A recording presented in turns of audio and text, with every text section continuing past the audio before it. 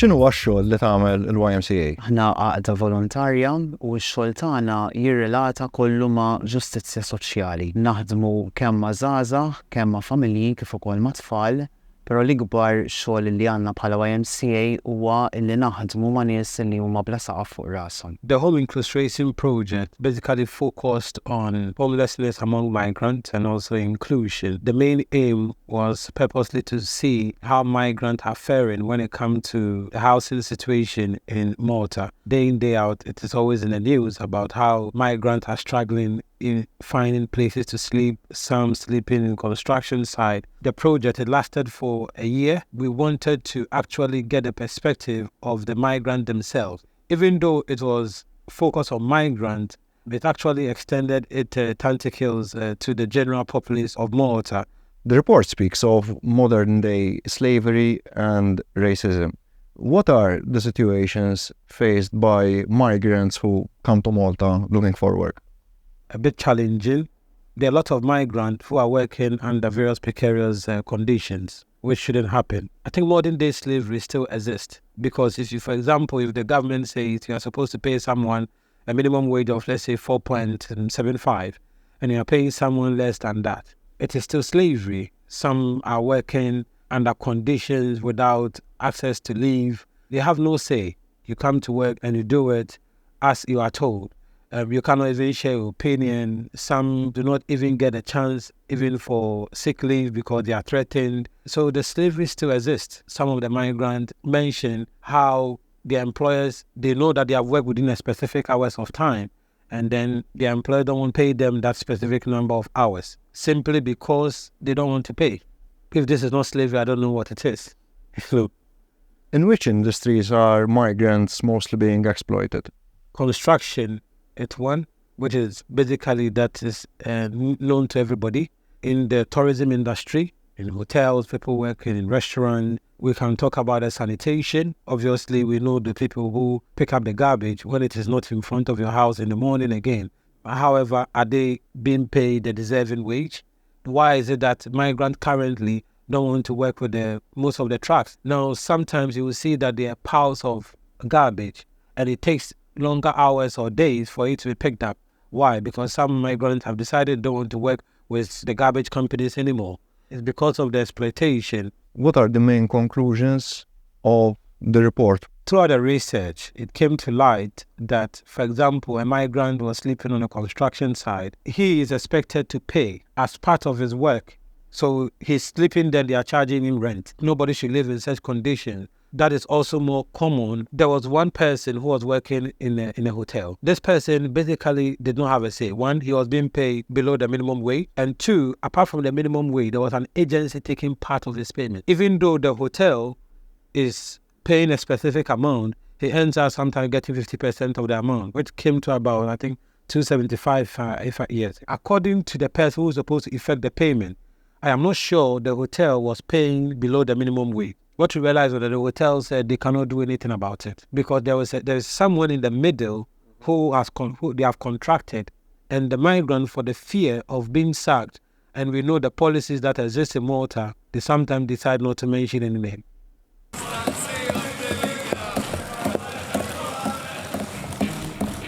Imma mbagħad nerġgħu nibdew nagħtu id-dubju dwar il-kwistjoni tal-free movement. Għandna laqqas ammont ta' persuni rreġistraw fl-istorja. Minkejja iva l-barranin li hawn fostna. Illum hawn 191,000 u x-xogħol qed jfittex in-nies, Sur President. Teorija oħra hija falsa u dal-barranin li ġejjin biex jagħmlu xogħol ta' ċekċik.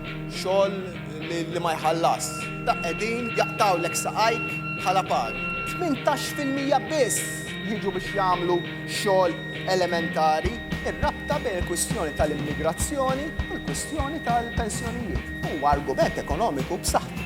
Final Recommendation 17 proposes that the government considers introducing an immigration policy that seeks to attract immigrant labor with the skills required to meet the gaps in the human stock necessary for Malta's economic growth.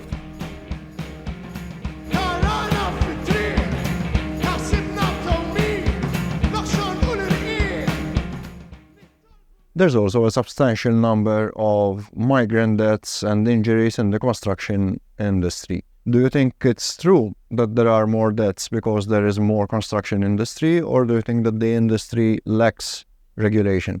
I think that the problem is not the construction happening itself. It's not also regulation, because I believe that the government have frameworks and rules and regulations in place to actually ensure that they are standard in terms of the construction that is supposed to be done in Malta.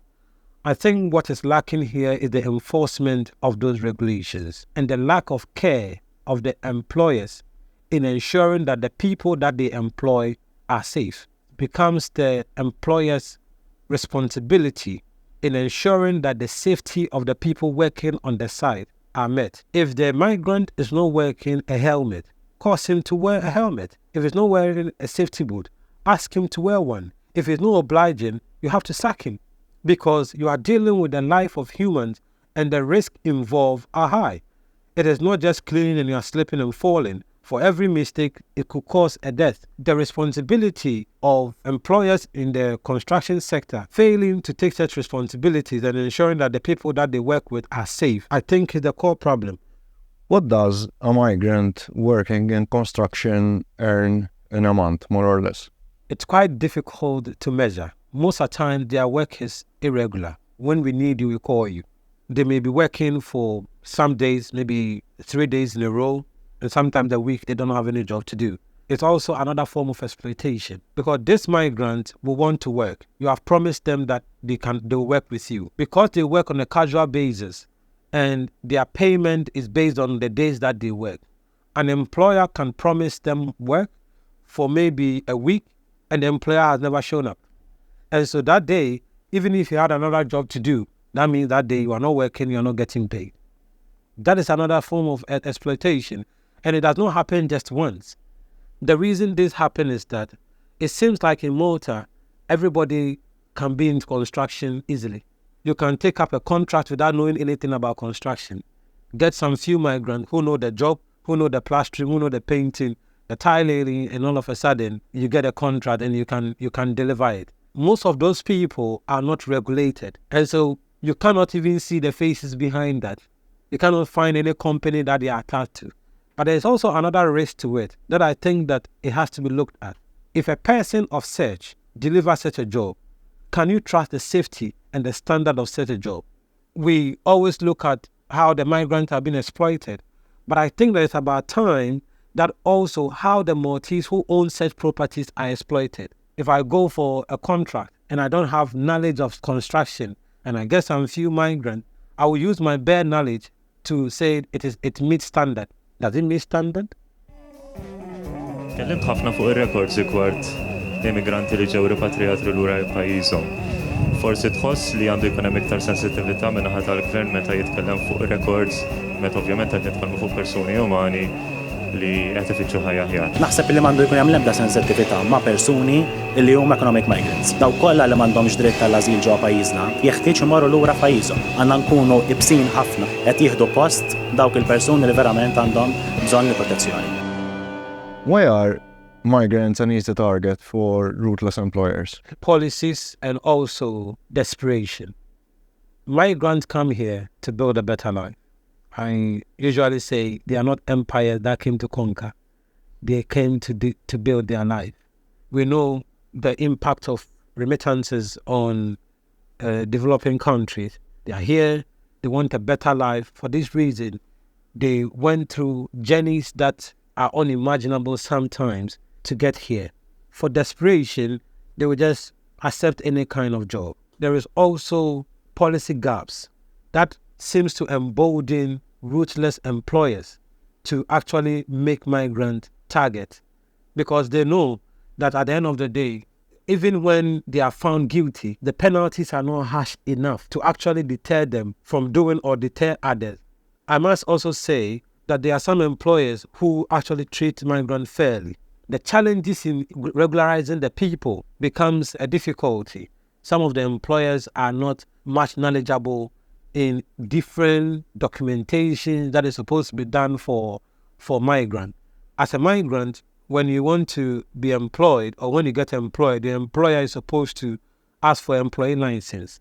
There are a lot of employees who do not know this. The kind of difficulty they will go through, even sometimes make it like, I better not go through all this process. You are working, I'll pay you in cash. Who does it affect? It affects the migrant because one, they are not able to contribute their quota to the economy and benefit in certain areas. For example, healthcare. But if the employer does not know, then it may seem like an exploitation, but it isn't. There are also those who deliberately make them a target and just want to enslave them because the policies and the rules are not hard enough on them. Migrants are coming here, stealing our jobs by accepting lower salaries. Do you agree with this statement, or why do you not agree? This is an interesting question, and migrants have become an easy target to be blamed for everything happening, not only in Malta, but I think across the globe. Migrants are visible, so you can meet them everywhere and say, this is a migrant, they came here, they stole our jobs and they are getting the minimum wage. Countries that could not get back on their feet after the 2008 financial crisis, and Italy is one. Were migrants the cause of the fall of Italy, or it was the failure of them to do an introspection of themselves, to actually see that their industries were collapsing? How do we rebuild them? Because, for example, Italy was a giant in terms of industry in Europe. The migrant became an easy target for them just to blame the situation that they were facing on them.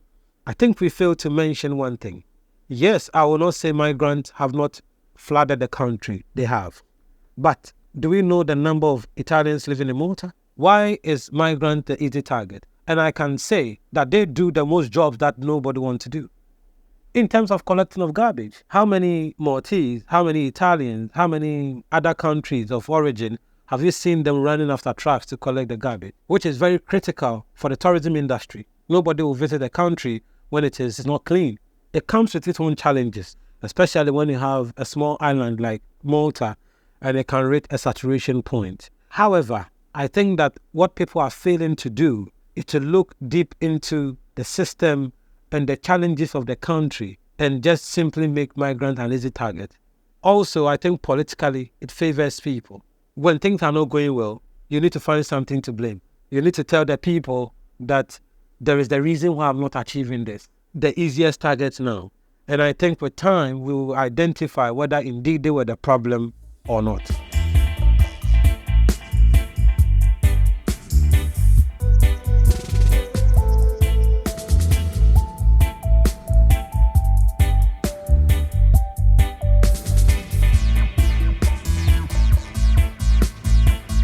Sfortunatament, eżatt wara li ħriġna żewġ riċerki tagħna, kien hemm din l-inkjesta li bdiet tinvestiga allegazzjonijiet li huma allegazzjonijiet sesswali